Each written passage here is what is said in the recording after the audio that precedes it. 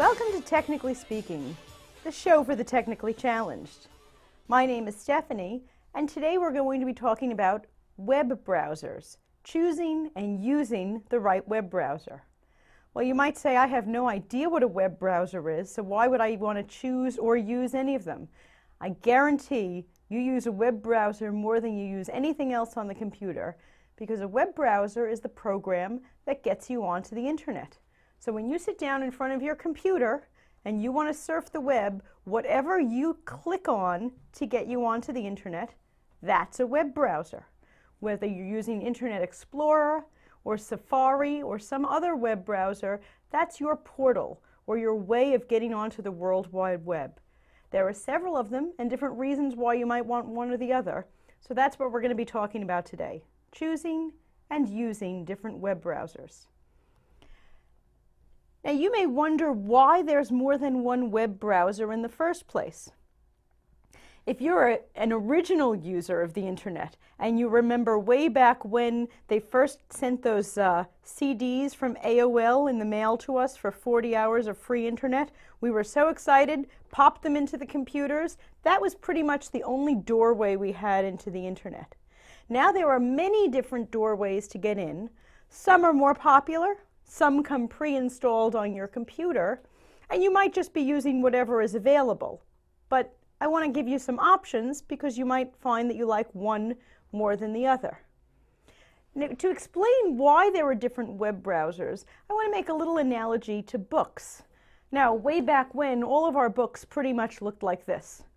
Books, pages, you could read the story. Later on, they developed audio books. This one happens to be on CD, but these are all of the same books that I have here, but that I can play in the car. This is terrific if I'm on a long car trip and I want something to pass the time. And these are also used a lot for people who are visually impaired, and they can listen to books instead of reading books. Well, now we also have e-books, books that are available on Kindles or Nooks or iPads. Here we go. This exact same book is available here, and I could simply read it right from here. Now, you might prefer one format over another. To be honest, I think nothing beats an actual book, but there are different reasons and different situations that you might want to use one over the other. So for example, like I mentioned, if you were on a long car trip, you might want to use the audiobook. One thing I love about books that are on my e-reader is that I can carry literally 1,000 books with me and have them at all times. Also, because the screen lights up, I can read in bed without disturbing anybody. There are all sorts of different reasons why you might like one over the other. Even students nowadays, many of the schools are giving students things like this that'll have all their textbooks on it, so they don't have to carry those heavy bags. So this is an instance where you might like one, but actually use all three formats at different times. The same thing counts for web browsers. After we finish talking about them, you might prefer one for regular use, but there are different reasons why you might want to switch sometimes or even all the time. Now, the first web browser we're going to talk about is the most popular one. Most likely your computer came pre-installed with a big blue E on it. That stands for Internet Explorer. Internet Explorer was developed by a company called Microsoft. If you've heard of the country's richest man, Bill Gates, he's responsible.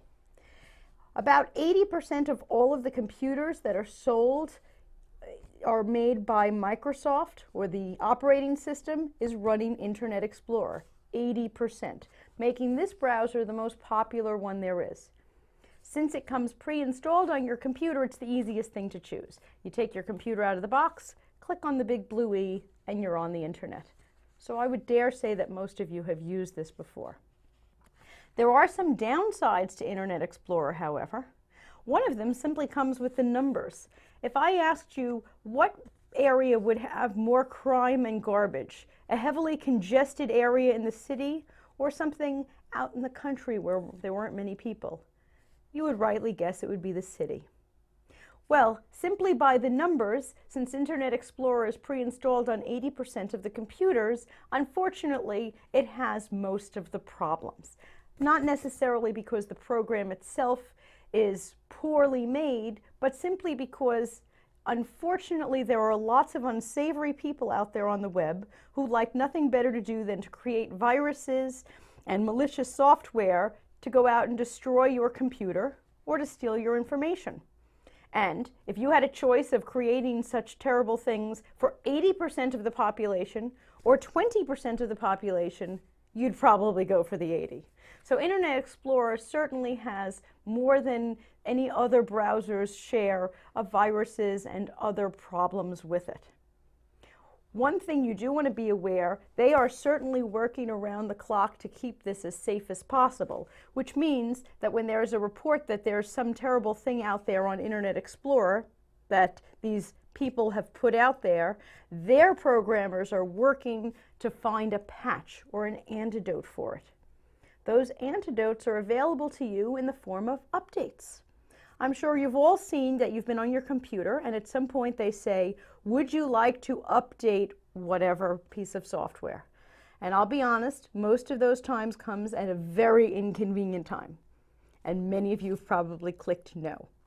Well, the reason you do want to make sure that you keep things always updated, especially a browser like Internet Explorer, is simply that we have unsavory people who are letting loose a virus on Internet Explorer. We have coders who are creating an antidote, and they release the antidote to you in the form of an update.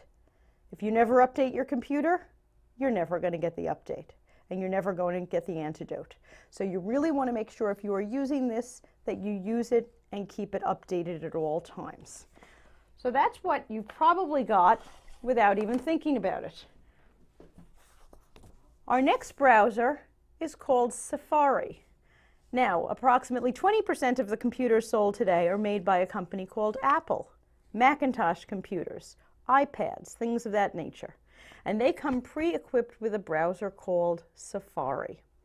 Safari is a little cleaner looking than Internet Explorer. And if you're not quite used to it, sometimes things are on the wrong side of the screen from what you're used to. If you're used to something being on the right, it might be on the left. Also, since it is made by Apple, it will contain a fair amount of advertising. In fact, the home screen on Safari is automatically set to the Apple Store. So you can see all their nice computers and want to buy something. But whether or not you have an Apple computer, you can download this browser. So if you regularly use an iPad or an iPhone, you're already kind of used to it. And you can actually put this on your computer as well. The next browser I'm going to mention is one that's called Chrome, or Google Chrome. It's actually made by the company we know as Google. When Google first came out, they were simply a search engine, as in, I'll Google that and find out what it is. But Google is rapidly becoming a major player in the computer world, as big as Apple and Microsoft. So they've invented their own browser called Chrome. Chrome is available for free, as all of these browsers are all free for you to use.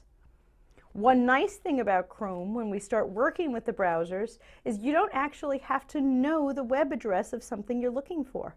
You could just type in what you think you're looking for and it'll automatically find it for you, which is a really nice feature. But this is available free, so even if you started with one of these other browsers put into your computer already, you can always switch. And finally, the last one I'll mention is a browser called Firefox. Now, Firefox is especially interesting because it's not owned by anyone. There is not a single company who has created Firefox. Firefox is something they call open source software, meaning a whole lot of different computer coders and programmers who were unhappy with the other options got together and created their own browser. When I say got together, they didn't necessarily even get in the same room because, courtesy of the internet, things can be created by people all over the world. Firefox is nice because those coders, and including the entire community, have also continued to add to it. So there are all sorts of different add-ons and things that you can put on Firefox. So most hardcore computer geeks, I'll call them, prefer Firefox. Also, because you have an entire community of people who are working to make this browser as best as possible, it happens to be very, very secure. So the chances of catching a virus or something else on this particular browser are less than on the other browsers. So there we have it. Those are our 4 browsers that we have. Now, as I mentioned, your computer came pre-installed with one of them. It probably came pre-installed with this, Internet Explorer, or Safari. But you can always add one of these. To be honest, there are many reasons why you might want to add both of those. For example, most phone calls that I get that someone says something is not working right on their computer. It could be anything from they were shopping online and they got to the checkout and all of a sudden their item was lost, or they were writing an email and something happened and the screen froze. Generally, the first thing I recommend to people is switch to another browser. Just the act of switching to another browser is sort of like looking at the world in a totally different light, so that whatever the problem was, the problem will go away. Incidentally, that comes after the other piece of advice that I give most people, which is unplug and replug. Because somehow, simply turning everything off and unplugging it, plugging it back in and starting it up, will actually solve 90% of the problems that you're having. Not just with a computer, but quite frankly, with any piece of electronics. Whether it's a cable box or a dishwasher, just about anything that has electronic fittings in it nowadays, reset is your best bet. So, you bought a computer, it came with one of these browsers, and you'd like something else. Well, all you need to do is to go to either chrome.com or firefox.com, and you'll instantly download a free browser. Then, even if you say, I'd like to use this one most of the time, you know what? You have some options, and options are always good. Next, we're going to look at these 4 browsers and be able to figure out how to find different things on them, bookmark your favorite pages, set your home pages, make the fonts bigger and smaller, and all sorts of fun things.